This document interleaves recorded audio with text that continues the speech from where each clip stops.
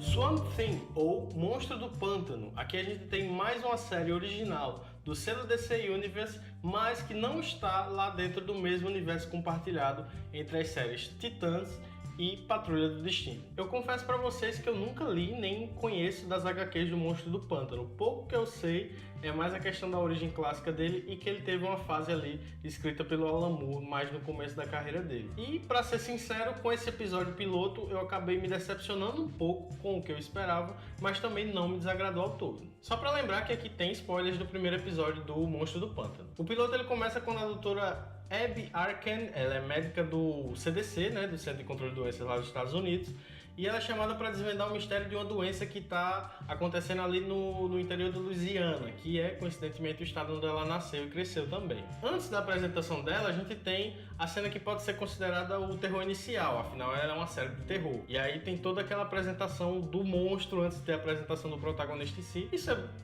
meio que um clichê, mas é uma prática, e também foi bem feita a cena. A gente tem 3 pescadores ali, não dá pra saber se são pescadores, mas eles estão num barco, aparentemente jogando algumas coisas no rio, e aí a gente tem o primeiro terror gore, que é quando a gente vê as plantas do pântano atacando eles. Então a gente já começa a imaginar, devido ao título, obviamente, da série, que a gente tem um monstro que controla essas plantas e tá atacando. Isso aí fica meio óbvio, mas aí ainda bem que a série tenta pelo menos subverter isso, porque senão estaria entregando muito de bandeja tudo. Aí a trama vai avançando, mas eu não vou aqui ficar dissecando tudo como eu fazia, por exemplo, em Game of Thrones.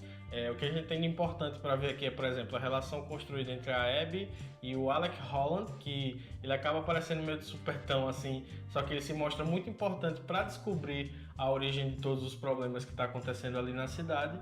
E a gente tem uma química que funciona muito bem, porque o Alec ele é muito mais solto, vamos dizer assim, e a Abby parece ter um sentimento meio reprimido. E aí a dinâmica entre os dois combina bem. E aí a gente é apresentado cada um tem um passado não necessariamente obscuro, porque o do Alec foi descoberto no Google, né? A gente descobre que ele falsificou alguns dados de uma pesquisa dele tentando melhorar o argumento que ele estava tentando provar. E aí isso acabou, como a própria série deixa claro, fazendo com que ele caísse em desgraça ali no meio científico, e aí ele meio que tá, vamos dizer assim, às escuras para trabalhar, porque ele continua trabalhando nessa teoria dele para tentar provar o ponto dele. E já pelo lado da Abby a gente descobre que ela matou a melhor amiga. Isso foi dito por ela mesma, mas ainda assim a gente não tem como ter certeza, porque a gente tem 2 flashbacks que são mostrados bem rápido, que dão a entender que tem alguma coisa aí ainda para ser explorado. E essa parte da história da Abby assim, foi realmente o que mais me incomodou, né, nesse episódio, porque a gente tem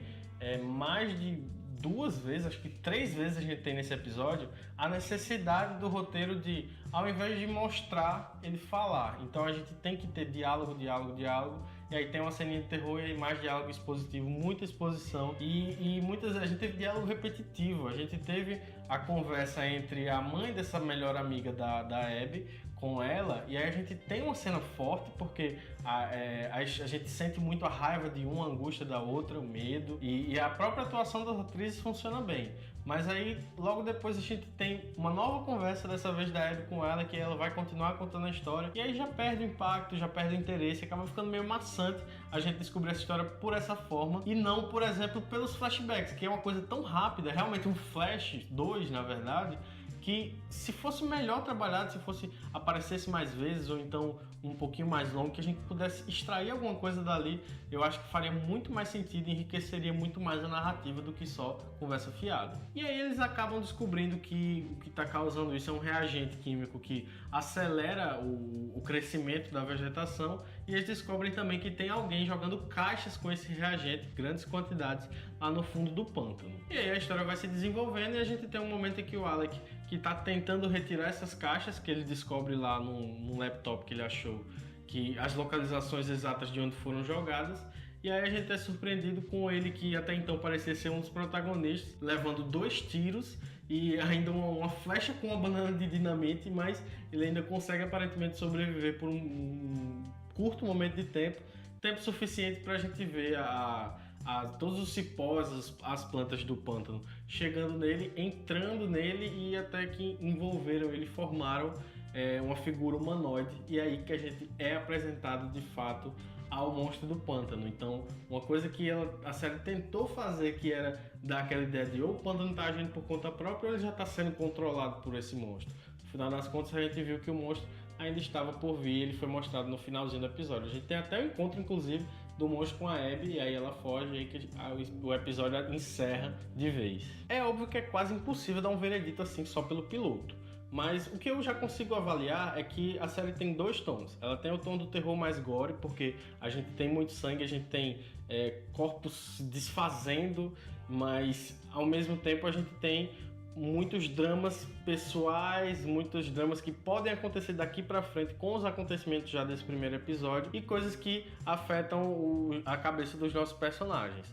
Então a gente tem, por exemplo, uma fotografia que ela é genérica, mas ela funciona para construir melhor esse drama, essa coisa mais melancólica. Em compensação, a gente tem uma trilha que também é genérica, mas que é eficiente mais com aquele lado do suspense, do terror gore. Então o que é que eu sinto? Que a série ela condensou esses dois tons em um único produto nesse primeiro episódio.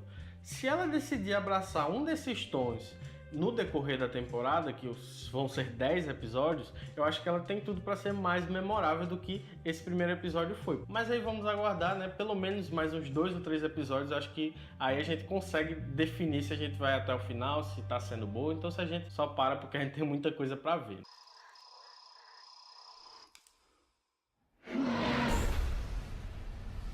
Então é isso, se você gostou, eu peço por favor que você deixe seu like e também se inscreva no canal. Me ajuda demais também se você comentar ou me seguir nas redes sociais, todas estão aqui descritas embaixo. Então é isso, eu sou o Menino Martinho e fico por aqui. Um abraço.